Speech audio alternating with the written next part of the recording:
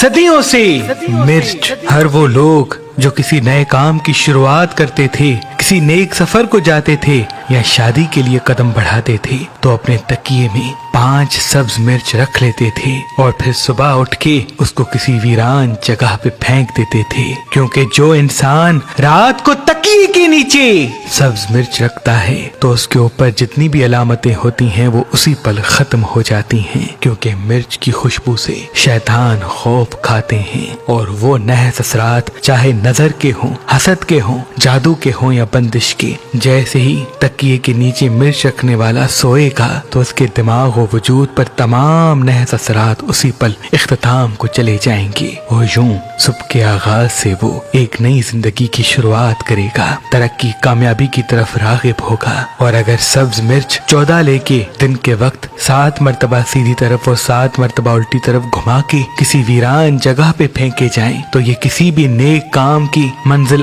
آسان کرنے کے لیے بہت ہی مبارک ہوتے ہیں، کیونکہ یہ عمل صدیوں سے اللہ کے نیک بندے اللہ کے بندوں کو بتاتے آ رہے ہیں، اور یہ بڑی سی بڑی نظر، حسد، جادو، تعویذات کا آسان و بہترین توڑ ہوتے ہیں۔